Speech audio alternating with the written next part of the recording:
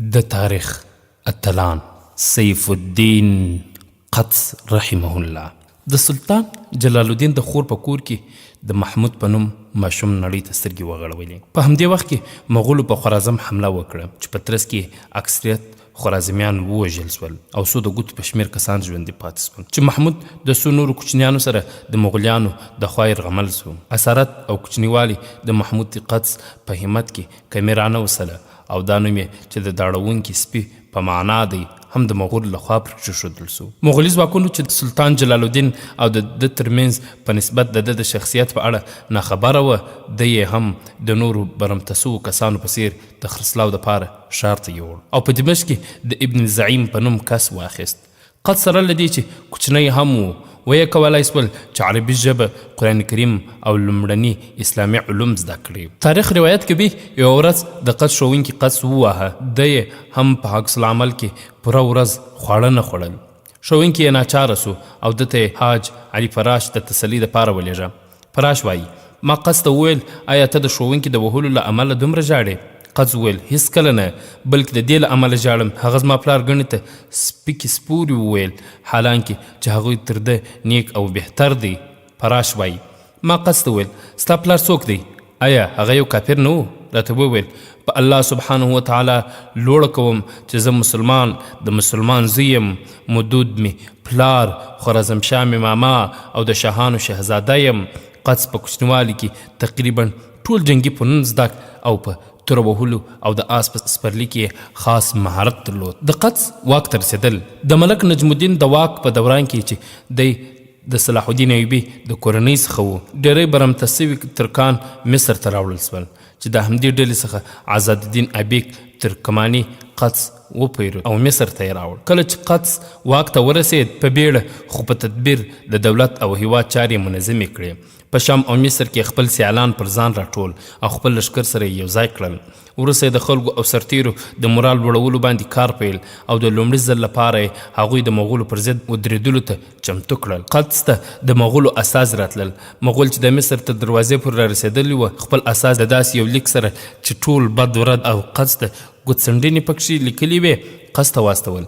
د لیکن متن په لاندې الفاظو مشتمل و: واک او ځواک موږ ته وسپارئ. مخکې د دې چې زموږ د زور خبره سي حتما به زموږ د لوري د قتل عامونو او ښارونو ورانولو د پیښو خبر یاست، نو چیرې او څنګه به تښتئ؟ په داسې حال کې چې موږ درپسې یو، موږ د تورو د ګزارونو څخه نسي پوښېدلی. زموږ شمېر لکه شګې دومره دي. څوک چې زموږ سره مقابله کوي هغوی پښیمانه کیږي. نو دا واورئ چې خپل ځانونه د خپله لاسه د هلاکت تندې ته مه ټېل وهئ. سره له داسې ګوتڅنډونو او اختارونو قدس یوه دمه هم ونه لړزېده او نه یې په همت کې کمي راغله، ځکه هغه داسې مسلمان و چې د الله سبحانه وتعالی په لار کې شهادت د دین او انسانیت دشمنانو ته تر تسلیمېدو غوره ګاڼه. هغه دا پیتله چې په هر حال کې یوه نه یوه نیکي ترلاسه کوي، یا به کامیاب او غالب سي یا به د شهادت لوړې درجې ته ورسیږي. د بل لوري قدس د خرمزي پاچاهانو د کورنۍ او سلطان جلال الدین یې ماما و. سلطان جلال الدین هغه څوک و چې د زمري غوندې زړه درلودی او د مغولو په مقابل کې تر ډیره پورې په میړانه ودرېدی. ان د هغوی څخه ځینې ښارونه بیرته ونیول. قدس د وړاندې پوهېده چې د مغولو نه ماتېدل هسې یوه کیسه او افسانه ده او د مغولو ماتې په کوچنوالي لیدلې وه. قدس هم د مغولو استازي بندیان او د هغوی لیکې سیرې کړ او د خپلو سرتیرو د مورال د لوړولو په پارې استازي د تیغه تیر او د ښار دروازو یې راځوړند کړل. د مغول په وړاندې د لښکر او تجهیزاتو تیاري. قدس د دې پر ځای چې په مصر کې پاته او د مغولو په وړاندې دفاعي حالت اختیار کړي، ښه یې دا وبلله چې مخکې له مخکې تیاري ونیسي او د مغولو په وړاندې د شام په لوري تعرض وکړي. هغه داخلي جبهه د هغو کسانو پاکه کړه چې دی یې په همت او شجاعت کې شک درلود او د هغوی تشه یې په خپلو اعتمادي کسانو ډکه کړه. وروسته یې په قاهره او خپل نور تر واک لاندې ښارونو کې د جهاد اعلان وکړ او خلک یې جهاد ته رابلل. د لښکر د تجهیز دپاره یې زیات هلې ځلې وکړې او په خلکو یې نوي مالیات وضع کړل. مګر ډېرو علماو چې د وخت زبردست عالمه عز بن عبدالسلام هم پکښې موجود و، د قدس د دې کار سره مخالفت وښود او د ده څخه څخه غوښتنه وکړه چې جنگي مصارف دې د ممالکي قومندانانو د شتمنۍ څخه تعیین کړي تر څو د قومندانانو سره بېله آس او وسلې نور څه پاتې نه سي، او که بیا هم مصارف کافي نه وو بیا دې پر خلکو مالیات وضع سي. قصد چې کله متوجه سو نو مړي فرمان په ځینو قومندانانو دروند پرېوځي. هغوی ته داسې خطاب وکړ: ای د امت سرلارو، یو وخت داسې و چې تاسو د بیت المال د مال څخه ګټه اخیسته، مګر اوس د جهاد څخه په شا کېږئ. زه جهاد ته تیار او روان یم. څوک چې را سره ځي بسم الله کړي، او هغوی چې د جهاد تللو څخه مخ اړوي الله سبحانه وتعالی په خبر دی، او د مظلوم مؤمنانو یې پر خپله غاړه. د قصد دې خبرو پر قومندانانو ژور تاثیر وکړ او هغوی هم ټول په یوه خوله سول، جهاد ته تیار سول. قدس د لشکر سره د مصر چې ووتی په لار کې د شام لشکر ورسره یو ځای او غزې ته ورسېدل. قدس د لشکر د مخې برخې د پاره ببرس وټاکه. ډېر باهمته کس او د مورال لوړولو چل اول یې زده و. مخکې تر دې چې جنګ شروع سي ببرس د 100 تنو سرتیرو په ملتیا د مغولو په لومړي کرښه برید وکړ او هغوی ته درنه مرګ ژوبله واړوله. د ببرس دې کامیاب جنگي تکتیک او ځا داسې برابره کړه هغه صلیبي یرغلګر چې په ځینو ځایونو کې حضور درلود دې ته مجبور کړل چې د مسلمان لشکر سره داسې عهد وکړي چې د مسلمانانو په وړاندې به د مغولو هیڅ راز مرسته نه کوي.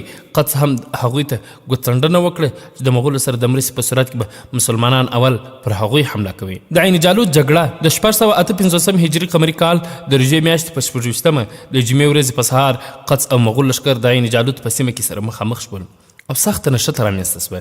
د جګړې تر پیلېدو لږ شېبه وروسته د مغولو پوځونو لوړ ځایونه په خپل ولکه کې راوستل او د دې سره دوی وتوانېدل چې د چپه اړخه د مسلمانانو پر اړخ حمله وکړي او مسلمانانو ته درنه مرګ ژوبله واړوي.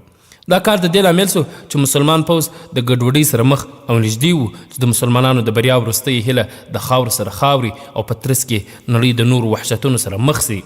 ناببره سیف الدین قدس د خپل آس څخه مځکې ته راکښته سو، خپله خولۍ یې پر ځمکه کښېښوده او دا ناره یې وویله: وا اسلاما وا اسلاما. د دا نارې په اورېدلو سره د ده د پوځ پر ده راچاپېر سو او په ټول توان سره یې پر مغولو حمله وکړه او هغوی یې پر شا وتنبول. قدس تکرارن ځان سره دا دعا ولوستله: ای الله جل جلاله.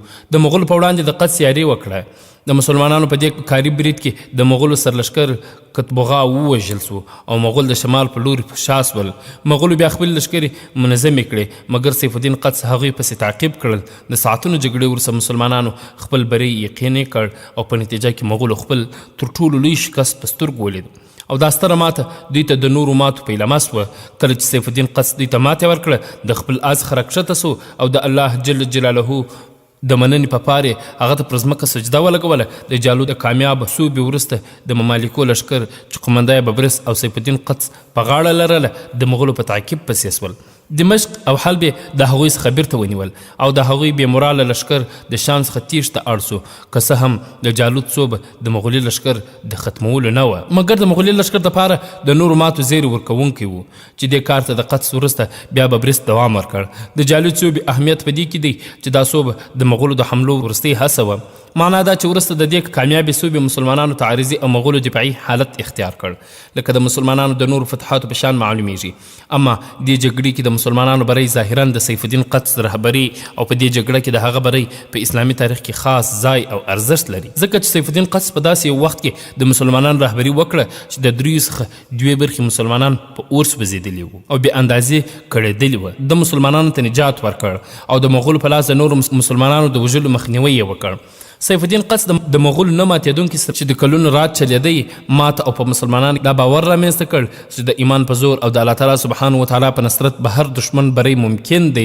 سیف الدین قدس د مغولو تعرضي ستراتیژي په تباعي بدله کړه او د هغوی شان او شوکت یې د خاورو سره برابر کړ. د تعمیل او پند خبره دا ده څنګه یو کس درباري کورنۍ څخه و لاندې ولوید بندي او غلام سو مګر اسارت او غلامي په همت او اراده کې کمی رانوسته. د هغه هیله چې د مغولو ماته وه د هغې ورځې دپاره د کوچنیوالي څخه تیاری ونیوله دیني علوم او جنگي فنون یې زده او بالاخره هم هغه ارمان او سپېڅلي هدف ته لاس ورسید. په عین جالوت سیمه کې د مغولي لشکر سره د مصر د پاچا سیف الدین قدس تر مشرۍ لاندې د مسلمانانو خونړۍ جګړه روانه وه چې په همدې جګړه کې د قدس میرمن جلنار کې یو غشي ولګېد او راپرېوته. قدس چې د هغې دا حالت ولید نو د جګړې د میدان خپلې خیمې ته راوګرځېد او چیغې یې کړه: وای زما محبوبې.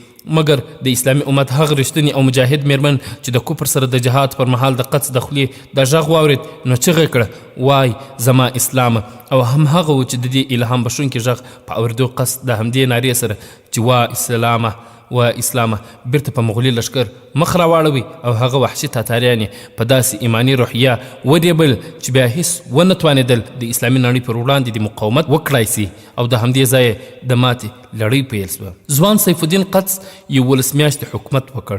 په همدې وخت کې 658 هجري شمسي کال په مبارک ورځه کې د عین جالوت په تاریخي جګړه کې تاتاریانو ته ماته ورکړه. علماو لیکلي تر عمر بن عبدالعزیز وروسته تر ټولو غوره حاکم قدس و. د سیف الدین قدس شهادت که څه هم د عین جالوت اتل خپل ملت او ټول مسلمان امت ته خوشحالي او بری په برخه کړ، مګر تقدیر خپل کار ته دوام ورکوي. تقدیر دې ته پرې نه ښود چې همدا تاریخي خوشحالي او بری د مسلمانانو سره یو ځای ولمانځي. سیف الدین قدس هم لکه خپل ماما سلطان جلال الدین د خپلو لښکریانو د خیانت ښکار سو. کله چې قدس د شام مځکه د مغولو د شتون څخه پاکه شام ته امنیت او راحت ور په برخه کړ، مصر ته په لاره د یوې ډلې د خوا په ناڅاپي توګه د شهادت لوړ مقام ته ورسید. د هغه د سلطنت موده تر 11 میاشتو زیاته نه وه، مګر په همدغه موده کې چې کم خدمتونه وکړل او مسلمان امت ته چې کومې بریاوې لاسته راوړې، د ده نوم یې په تاریخ کې په نیکو ثبت کړ، آن چې د مسلمانانو افتخار وګرځید او دی خپلو اولادو دپاره د نمونې